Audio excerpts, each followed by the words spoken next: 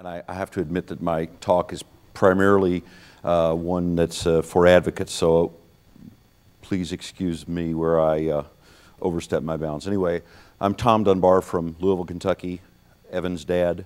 Evan would be 16 years old today. 10th anniversary of his passing will be in a couple of weeks.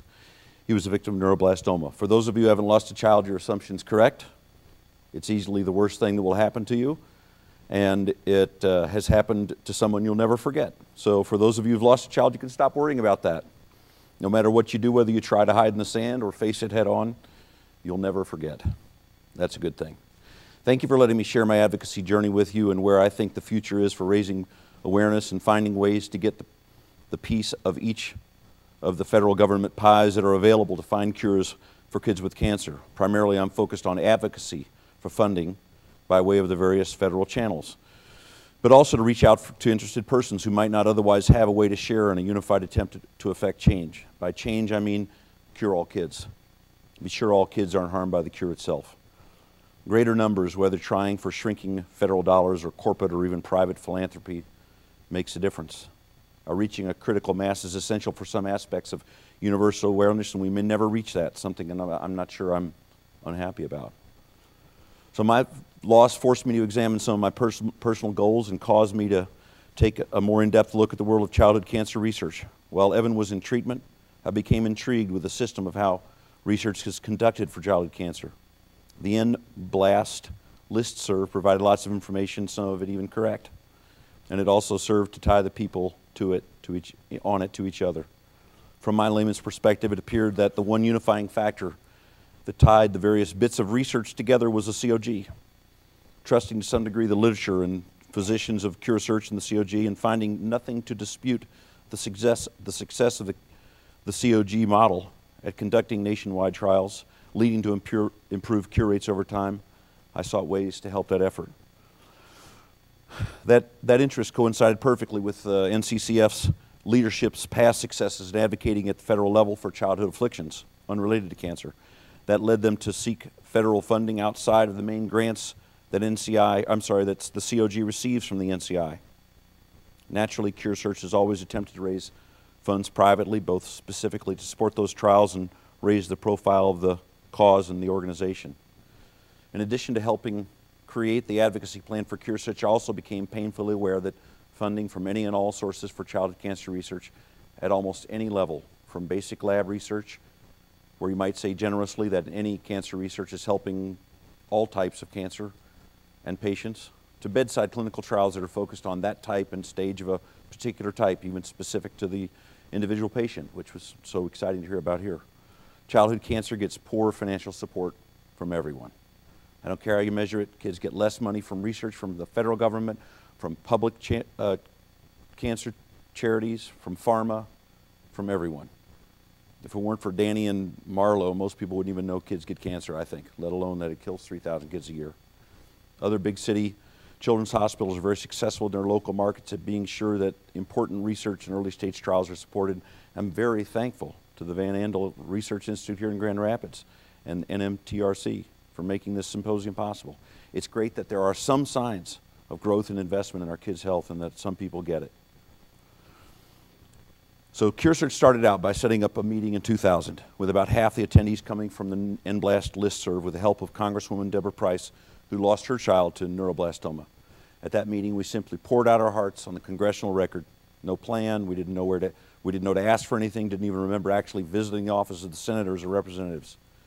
Very, very important, though, to me was that it let me meet and build relationships with other parents, many of whom had lost children, who understood and shared in my overwhelming grief. They even had a group grief counseling session for a year or two. Despite our clumsiness in actually sharing any information with any congressional office, it felt great. Who else was going to be able to understand where you were in all this than others who'd gone through the same thing? Eventually, CureSearch began to actually prepare us to meet in the offices of the elected officials, and it wasn't until a year or two later that we were getting earmarks, technically one-time only appropriations for COG purposes in the range of nearly $1 million. They went up and down each year, ranging from $750,000 to $3 million. At some point, while that felt reasonably good, it was obvious that that pot-shot approach was never going to make a real difference to the COG. And during all this time, the main grant or series of federal grants that did the heavy lifting for the statistical support of all those coordinated trials that come from the NCI to the COG through NCCF was being cut. Not one time in the past decade has the nominal amount of this NCI support to the COG increased.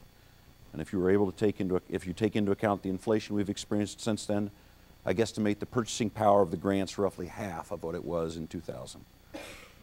So basically, other than whatever research the NCI does on its own, what the COG individual institutions are able to do, that's all that's being invested in childhood cancer research, or ever has been invested. As you know, until 1960, roughly all kids with cancer died, and still even a quarter do. The NCI continues to cut, regardless of ongoing need, numbers of new patients or patient deaths, or the relative success of the handling of the few dollars that come to the COG. So for the past decade, we've gone to Washington at least twice a year to advocate. And each time I visit every office of the Kentucky delegation of 6 representatives and 2 senators. Each year it seems we got a little more savvy and garnered a little more positive feedback, while our team leaders, 1 or 2 longtime advocates who heard those from that particular state carry the factual messages, and our specific asks changed occasionally. Our numbers were usually greater. Our lobbyists and CureSearch employees became better teachers, and our message became stronger, even though the actual funds awarded weren't always upwardly trending due to this or that hot button on Capitol Hill in that legislative cycle. We even improved the timing of our visits to more accurately match the timing of the budget decisions. Then in 2008, the crowning achievement of many years of advocacy was the passage of the Carolyn Walker Price Conquer Childhood Cancer Act. That was a transformation of an annual act of begging for a relatively small amount, by any standard, of one-time funds to the promise of essentially doubling the size of the total NCI annual grants, set aside for 5 years, long enough that researchers could start and complete a trial and count on the funds being there for the entire process. This felt so affirming for CureSearch and with the support of the other organizations. For the advocates, the team leaders, it was right philosophically. In the original chair's grant, roughly 2,000, the amount of projects the NCI deemed COG was prepared to undertake at that time, and the good trials ready to undertake at that moment, was peer-reviewed to cost in the range of $51 million. This was done by the NCI. You all know this process better than I do. And yet, they only actually granted approximately $31 million. So taking inflation into account, this felt as the exact number to allow the COG to completely do its job. And any additional funding would be icing. New trials, life improvement for survivors, maybe even some basic research or new platforms for sharing information for other parts of the world not in the COG network. And we'd done it the right way. We'd had great advice from paid lobbying firms about the process that would most likely be successful, and we followed it to a T. We were polite. We stated our case with truth, and we felt like we were heard by our government. Those were great times, but there were shadows. At CureSearch, neither the board nor the physicians on the board or COG physicians seemed to back the effort. They shared our happiness in the moment. Of course, were there for the pictures at the signing of the act. In general, the board, however, failed to support this effort due to lack of interest or understanding of what it would do for the COG. I'll say as chairman, it was a dysfunctional board. The doc's lack of support may have been due to lack of understanding and failure of the CureSearch to sell the big picture of what this could have meant to research efforts, but also from fear that the NCI would take offense, even though those funds were to come directly from the federal budget, not an attempt to affect the internal workings of the NCI. In addition, in these 20-plus visits, you can guess how many times any member of Congress or any of their staffers told me, "Wow, I'm glad you came when you did. There is a great opportunity this year for medical research programs for diseases affecting children." That's right, it never happened. Even when billions were going to thousands of shovel-ready projects, nobody noticed that patient-ready projects might be a better use of federal dollars. All we were asking for was $30 million, less than $2,000 per patient diagnosed, less than $4,000 per patient in total for the NCI grant plus the Conquer Childhood Cancer Act. Guess how much funding U.S. Congress gave to us for the unanimously passed Carolyn Walker Price Conquer Childhood Cancer Act? $0. Not a penny since its passage in 2008. On my last visit in March, CureSearch was even discouraged from discussing the act since money was thought to be so tight. Let me tell you right here and now, money's not tight. We're talking about a total of $50 million for the COG to do the research that is most likely to most quickly show a return on the dollar invested in the form of cures. How many adult cancers have gone from nearly 0% cure rate to 80% using drugs created for other purposes? Pharma is never going to invest money in childhood cancer. I think it's unreasonable to expect companies to invest billions in research that show no return. But pharma can and will invest billions in adult cancers. Why doesn't the NCI take that into account when it allocates the funds our government grants?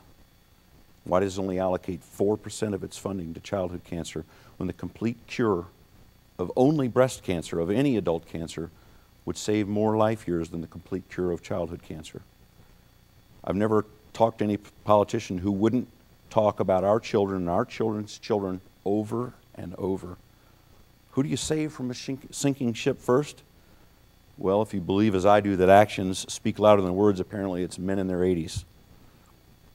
This amount of money is ridiculously small, and either the federal government or the NCI could fully fund it at any time, but they simply choose not to. More money is wasted in a single day in dollars thrown at Afghanistan alone than is requested by the COG in a year. Here's the truth. It's all BS. I've now finally come to realize the sad truth. They don't get it. They don't care. How can I get reelected is ultimately the only question that matters to the collective congressional will. CureSearch is now and will ever be bound by fear at the COG and simply won't attack the problem at its root, in my opinion, at the NCI. Congress doesn't have the fortitude to do the right thing on its own, apparently, but at least they do give a lot to the NCI to do its job. Congress should be ashamed that it didn't fulfill its promise to fund the Carolyn Walker Price Conquer Childhood Cancer Act. There's still time for them to do it, but the NCI should be even more embarrassed if that's possible. They're simply failing us, our families, our children, and our children yet to be diagnosed. Failure to do their job. So with the support of the new social media, the most perfect example of this is our use, is for our use of the PAC 2, which I understand we'll all hear about more in the near future. I would like to call for a new advocacy, one that focuses on the NCI, the federal agency that was set up to cure cancer for all citizens. They should be ashamed, and unfortunately, I think that's what's necessary. They get off way too easy. In the last meeting they participated in that I attended, they actually had the gall to blame the pharmas that were there for not providing funding and drugs. And the pharma reps just took it from them like the profit-taking whipping boys that they are, without even defending themselves. CureSearch did it the so-called right way and failed in flames, but not until Congress raised hopes to stratospheric levels. We need to do this as soon as possible, and we have to do it ourselves.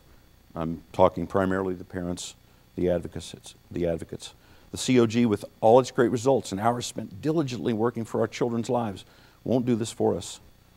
Sadly, but probably wisely, CureSearch, with mostly new board, and a lot of new people inside too, is taking its destiny into its own hands by focusing on their wonderful walks and other private fundraising and philanthropy opportunities. We have to do this job ourselves. We want to do it. Just like when we changed the line at 3 in the morning, spent years away from earning or being with our kids, or when we shared that last moment with our sick child. It's wrong, but we're the only ones that can fix it. I'll stand shoulder to shoulder with you when you do. Thank you.